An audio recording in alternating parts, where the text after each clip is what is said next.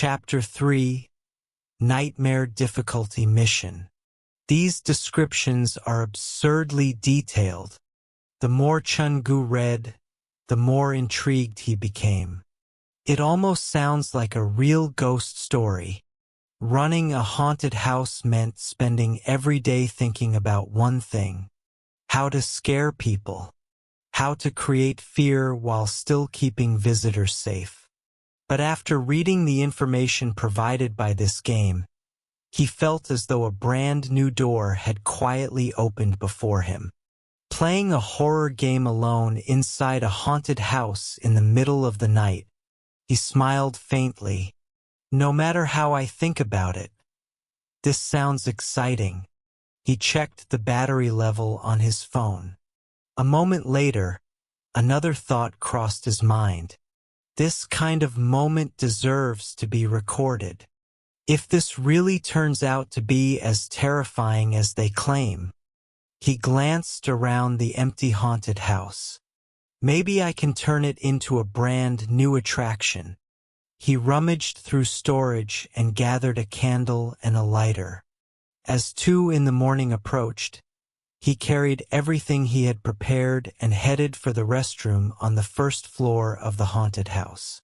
He had chosen that bathroom after careful consideration. If something truly horrifying appeared during the game, he could jump straight out the window and run. Darkness draws out the deepest fears hidden inside people. And bathrooms, his eyes swept across the room, are usually the place with the strongest atmosphere in any building. The mirror, the cracks around the door, the sink, they all look ordinary, but psychologically, they're some of the easiest things for people to obsess over. He lowered his voice. The person who designed this game is brilliant. They understand exactly where human fear comes from. They use the simplest environment to create the deepest terror. Chun-Ji's understanding of horror was fundamentally different from most people. It wasn't instinct. It was something refined through endless observation, analysis, and study. True fear doesn't actually need expensive props. He inhaled slowly. All you have to do is magnify the unease hidden inside someone, and eventually they'll defeat themselves. He turned on the recording function of his phone. Facing the camera, he spoke calmly. I don't know what this game is really trying to do.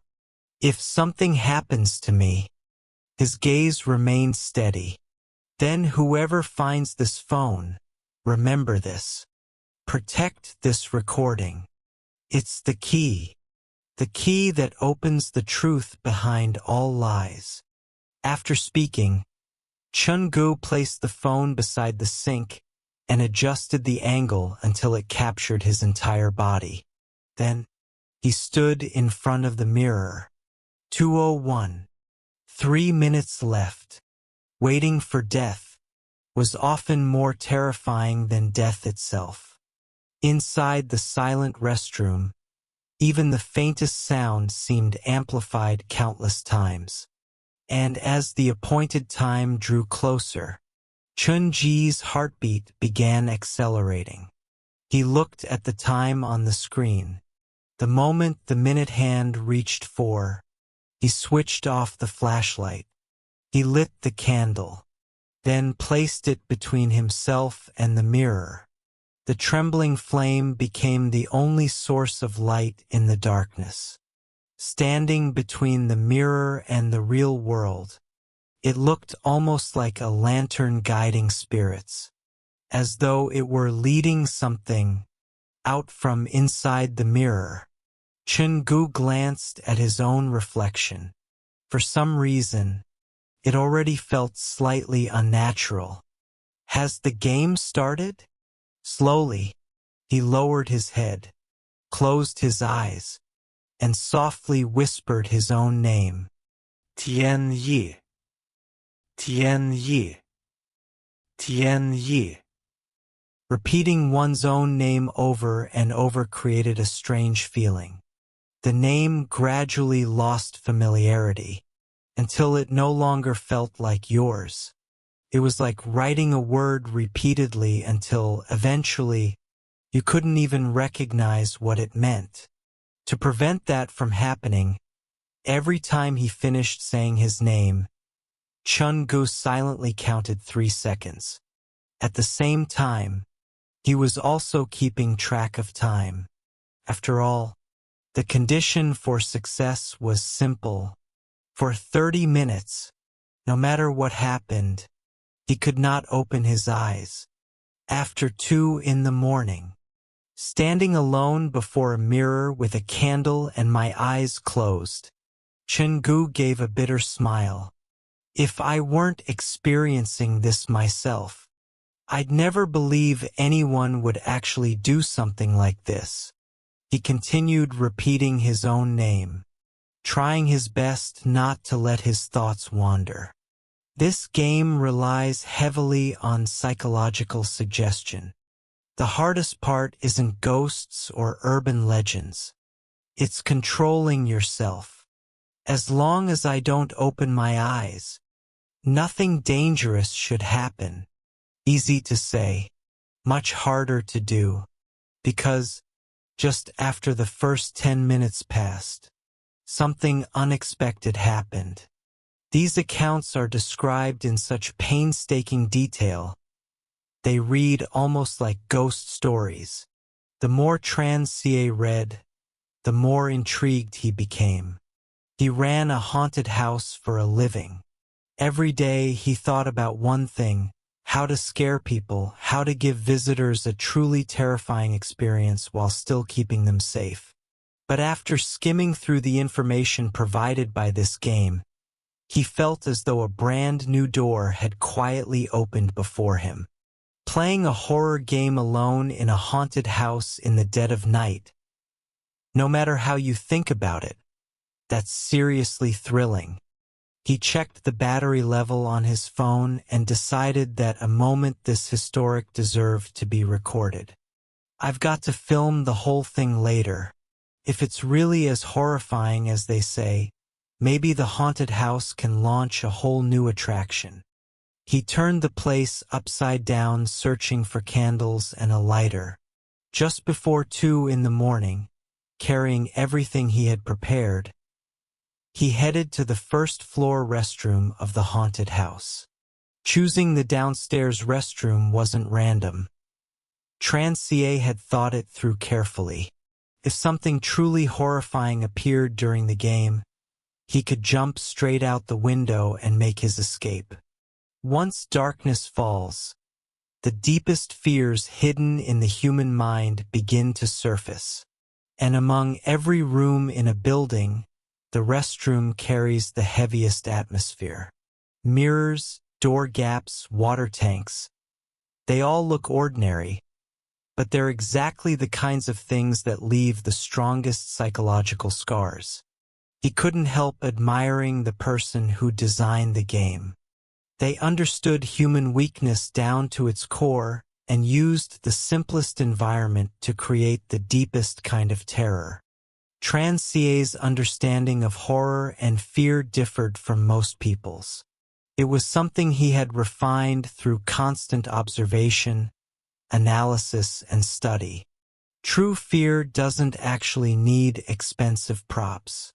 Amplify the unease buried deep inside someone, and eventually they'll be defeated by themselves. He took a deep breath, turned on the video recording function on his phone, and spoke directly to the camera. I don't know what consequences this game might bring.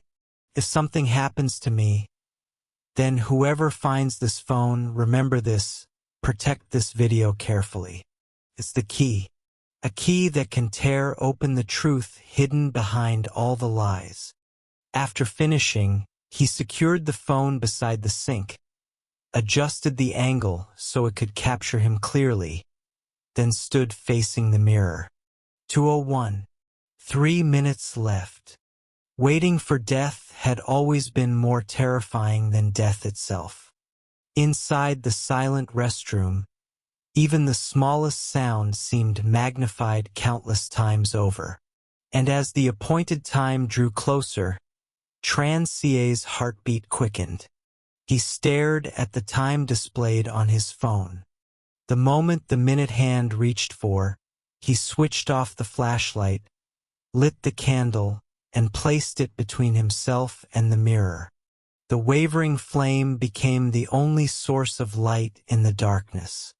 Standing between the mirror and the real world, it looked like a lamp guiding wandering souls, drawing something out from inside the glass. Tran Sie glanced at his reflection and felt a faint sense of wrongness. So, the game has started? Slowly, he lowered his head, closed his eyes, and quietly began repeating his own name. Trần Ca, Trần Ca, Trần Ca. Repeating your own name over and over created a strange sensation.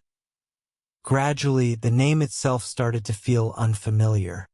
It was like writing the same character endlessly until, eventually, you could no longer recognize what it originally meant. To prevent that feeling from taking hold, after each repetition of his name, Tran Sie silently counted 3 seconds. At the same time, he was keeping track of time. After all, the condition for success was simple. For 30 minutes, no matter what happened, he must not open his eyes. Past 2 in the morning, alone in a haunted house, lighting a candle, standing in front of a mirror with my eyes closed, playing some bizarre game. If I weren't experiencing this myself, I'd never believe anyone would actually do something like this. Tran Sie silently continued repeating his name. He tried not to let his mind wander. This game is highly psychological. The hardest part isn't dealing with ghosts or those strange legends. It's controlling yourself. As long as I don't open my eyes, nothing dangerous should happen. Easy to say, much harder to do. And after surviving the first 10 minutes, something unexpected happened. Please like and subscribe to support the next part of the story. Thank you.